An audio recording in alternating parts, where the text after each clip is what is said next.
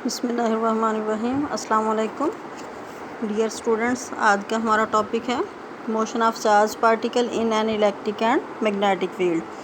ये एक छोटा सा शॉर्ट क्वेश्चन है जो एक्सरसाइज के अलावा भी आ जाता है। लॉरेंस फोर्स को इसमें हमने डिफ़ाइन करना है, जो एक्चुअली सम है इलेक्ट्रिक फ़ोर्स का और मैग्नेटिक फ़ोर्स का। इलेक्ट्रिक फ़ोर्स आपने पढ़ी है F=QE। अगर कोई चार्ज पार्टिकल मूव कर रहा हो इलेक्ट्रिक फील्ड में, तो उसकी मोशन अगर फील्ड की डायरेक्शन में वो मूव करेगा तो एक्सेलरेट करना शुरू कर देता है, यानी उसकी वेलोसिटी इंक्रीज़ करना शुरू कर देती है। इसी तरह से मैग्नेटिक फ़ोर्स जो कल हमने प्रीवियस लेक्चर में पढ़ी है F=Q×V×B है। जब हम इन दोनों को ऐड अप कर लेते हैं तो हमारे पास रिजल्टेंट फोर्स आती है F=QE + Q×V×B, और इसको हम लॉरेंस फोर्स कहते हैं। इलेक्ट्रिक फ़ोर्स की वजह से वर्क होता है, लेकिन मैग्नेटिक फ़ोर्स कोई वर्क नहीं करती, ये सिंपली डिफ्लेक्टिंग फ़ोर्स होती है। यानी मैग्नेटिक फील्ड की ये प्रॉपर्टी है कि कोई चार्ज पार्टिकल जब मैग्नेटिक फील्ड में एंटर होता है तो उसका पाथ बेंड हो जाता है, तो ये डिफ्लेक्टिंग फ़ोर्स है, यानी पाथ को बेंड कर देती है। एक्चुअली इसकी वजह से कोई वर्क नहीं होता, तो इसलिए इसको हम डिफ्लेक्टिंग फ़ोर्स भी कहते हैं। तो ये आपने अच्छी तरह से इसको एक शॉर्ट क्वेश्चन की फॉर्म में प्रिपेयर कर लेना है। जो नेक्स्ट हमारा लॉन्ग क्वेश्चन है, इम्पोर्टेंट लॉन्ग क्वेश्चन है, determination of E/m of an electron. Electron के चार्ज की उसके मास के साथ रेशो। इसका एक एक्सपेरिमेंट है, ये भी इंटरेस्टिंग एक्सपेरिमेंट है, छोटा सा आसान सा। Let a narrow beam of electron moving with a constant speed v be projected at right angle to a known magnetic field be directed into the plane of the paper। into the plane of the paper में हम cross show करते हैं, ठीक है। यानी एक electron की beam लेनी है, कांस्टेंट स्पीड के साथ वो मूव कर रही है और उसकी स्पीड v है। उसको आपने राइट एंगल पे यानी 90 के एंगल पे मैग्नेटिक फील्ड में दाखिल कर देना है, यानी प्रोजेक्ट कर देना है, और magnetic field into the paper है।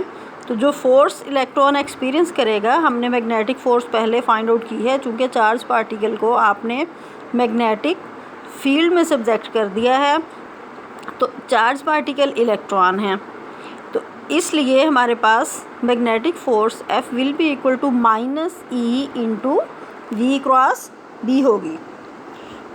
और इस फोर्स की अगर हम डायरेक्शन फाइंड आउट करना चाहें तो क्रॉस प्रोडक्ट का रूल आपको याद होगा कि दो वेक्टर्स हैं, उनका क्रॉस प्रोडक्ट लें तो जो रिजल्टेंट वेक्टर है उसकी डायरेक्शन उस प्लेन के परपेंडिकुलर होती है जिसमें वो दोनों वेक्टर लाई करते हैं। इट मीन्स कि यहाँ फोर्स की डायरेक्शन उस प्लेन के परपेंडिकुलर होगी जिस प्लेन में V और B दोनों लाई कर रहे हैं। The direction of the force will be perpendicular to both V and B। As the electron is experiences a force that acts at right angle to its velocity, so it will change the direction of the velocity। यानी magnetic field में charge particle enter हुआ तो उसकी direction change हो जाएगी, यानी वो सीधा मूव नहीं करेगा बल्कि उसका पाथ बेंड हो जाएगा। The magnitude of velocity will remain unchanged. इसका मतलब ये है कि डायरेक्शन चेंज होगी, लेकिन जिस वेलोसिटी के साथ आपने थ्रो किया है उसकी मैग्नीट्यूड वही रहेगी। और इस वजह से चूँकि उसकी वेलोसिटी की मैग्नीट्यूड वही है, तो हमारे पास जो फोर्स की मैग्नीट्यूड आ जाएगी वो हमारे पास क्रॉस प्रोडक्ट आपको पता है साइन थीटा से चेंज होता है, EV/B साइन थीटा आ जाएगी। चूँकि हमने वेलोसिटी को मैग्नेटिक फील्ड के पार्टिकल को मैग्नेटिक फील्ड के परपेंडिकुलर सब्जेक्ट किया है, तो V और B के दरमियान एंगल 90 डिग्रीज हो जाएगा। और इस तरह हमारी जो इक्वेशन है वो हो जाएगी F=EV/B इन साइन 90 1 आ जाएगा।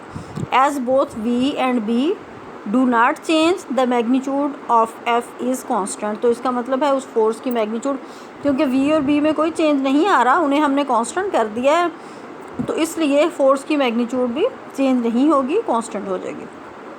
Thus the electrons are subjected to a constant force EVB at right angle to their direction of motion. Under the action of this force, the electrons will move along a circle as shown in figure 14.11. चूँकि magnetic force deflecting force है तो ये path को bend कर देगी। हमने इसकी value को कांस्टेंट रखा है तो पार्टिकल सर्कल में मूव करेगा। अगर कांस्टेंट वैल्यू ना हो तो फिर इसका पाथ सर्कल की बजाय एलिप्टिकल हो जाता है, यानी या हेलिकल हो जाता है, डिपेंड करता है उसकी वैल्यू पे। यहाँ हमारे कांस्टेंट रखने का ही मकसद ये है कि पार्टिकल सर्कल में मूव करना शुरू कर दे। पार्टिकल कौन है? Electron. The magnetic force F is equal to B EV provides the necessary centripetal force mv square by r to the electron of mass m to move along a circular trajectory of radius r. जब circle में move करेगा तो इसकी magnetic force centripetal force से balance हो जाएगी। Magnetic force आपके पास है बी EV और सेंट्रीपिटल फोर्स होती है mv square by r। Trajectory path को कहते हैं। तो हम इन दोनों को इक्वेट कर देंगे। B EV will be equal to mv square by r। तो हमने इसमें e बाय m कैलकुलेट करनी है, उसको आप एक साइड पे कर लें तो दूसरी साइड पे आपके पास v ओवर बी आर आ जाएगा। अब यहाँ देखिए मैग्नेटिक फील्ड की वैल्यू तो आपको पता है। अगर v और r आपको पता चल जाए तो E by M find out कर सकते हैं। इन दोनों को फाइंड आउट करने के हमारे पास मेथड हैं। आर को फाइंड आउट करने के लिए हम पाथ को विजिबल बनाते हैं। जो चार्ज पार्टिकल यानी इलेक्ट्रॉन मूव कर रहा है उसके पाथ को विजिबल बनाना है। The radius R is measured by making the electronic trajectory visible. This is done by filling a glass tube with a gas such as hydrogen at low pressure। इसमें क्या करना है आपने कि ये ज़ाहिर चार्ज पार्टिकल मैग्नेटिक फील्ड में जो आप सब्जेक्ट कर रहे हो, इस ऑपरेटर्स को एक ग्लास ट्यूब में बंद करते हैं। अब उस ग्लास ट्यूब में लो प्रेशर पे हम हाइड्रोजन गैस फिल कर देते हैं।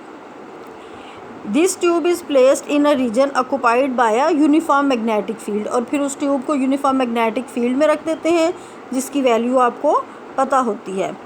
As electrons are shot into this tube, they begin to move along a circle under the action of magnetic force। जब ये इलेक्ट्रॉन उसके अंदर एंटर होंगे तो वो मैग्नेटिक फोर्स के एक्शन की वजह से सर्कल में मूव करना शुरू कर देते हैं। As the electrons move, they collide with the atoms of the gas. This excites the atoms, due to which they emit light and their path becomes visible as a circular ring of light। जब ये atoms को excite कर देते हैं तो उसकी वजह से लाइट एमिट होती है। गैस में आपने हाइड्रोजन डाल दी ना, उसके साथ जब ये कोलाइड करते हैं इलेक्ट्रॉन तो लाइट एमिट होती है और उसका पाथ विजिबल हो जाता है। तो इस तरह से वहाँ पे जो रिंग है उसका डायामीटर, आप जो पाथ है ना उसका डायामीटर कैलकुलेट कर लेते हैं, उसको 2 से डिवाइड करके हमारे पास रेडियस आ जाएगा। सेकेंडली अब हमने वेलोसिटी फाइंड आउट करनी है। In order to measure the velocity v of the electron we should know the potential difference through which the electrons are accelerated before entering in the magnetic field. Magnetic field में enter करने से पहले electrons को हम accelerate करते हैं, यानी कुछ वेलोसिटी के साथ मूव करते हैं और इस तरह उनका कुछ पोटेंशियल डिफरेंस होता है, नॉन पोटेंशियल डिफरेंस होगा, उसकी वैल्यू हमें पता होनी चाहिए।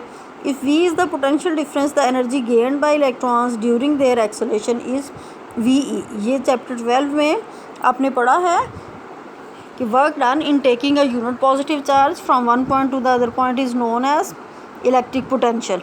ठीक है, और ये वर्क उसमें as potential energy move store हो जाता है। जिस वक्त पार्टिकल मूव करता है, यानी यहाँ इलेक्ट्रॉन है, इलेक्ट्रॉन मूव करेंगे तो वही उसकी पोटेंशियल एनर्जी काइनेटिक एनर्जी में कन्वर्ट हो जाएगी। तो इस तरह से ये एनर्जी आपके पास जो इलेक्ट्रॉन गेन करेंगे वो आ जाएगी EV। यहाँ चार्ज Q की बजाय हम इलेक्ट्रॉन के चार्ज को E लेंगे तो EV आ जाएगी। अब इस एनर्जी को आप, ये काइनेटिक एनर्जी की फॉर्म में अपीयर होगी, तो काइनेटिक एनर्जी आपके पास ½ mv² = VE आ जाएगी। इसको आपने रीअरेंज करना है और यहाँ से v² की वैल्यू निकाल लेनी है। बुक में स्क्वायर रूट लिया हुआ है, स्क्वायर रूट आप बेशक ना ले, क्योंकि इस v की जो वेलोसिटी की वैल्यू हमने इक्वेशन 14.13 में सब्स्टिट्यूट करनी है, वो स्क्वायर रूट की फॉर्म में कॉम्प्लिकेटेड हो जाती है, बाद में आपको स्क्वायर लेना पड़ेगा। तो आप यहाँ स्क्वायर रूट नहीं लें, यानी इसका अंडर रूट नहीं लें, बल्कि स्क्वायर की फॉर्म में ही v² की वैल्यू ही रखें, वो आपकी 2v/m आ जाएगी। इस वैल्यू को आप इक्वेशन 14.13 का स्क्वायर ले लें, E²/m² = v²/b²r² हो जाएगी। अब v² की वैल्यू जो अभी हमने कैलकुलेट की है वो इक्वेशन 14.13 का स्क्वायर लेने के बाद जो इक्वेशन आएगी उसमें आप सब्स्टिट्यूट करें, वहाँ से आप इक्वेशन को अरेंज करें, ऑटोमेटिकली आपके पास E/m की वैल्यू निकल आएगी, जो होगी E/m = 2v/b²r²।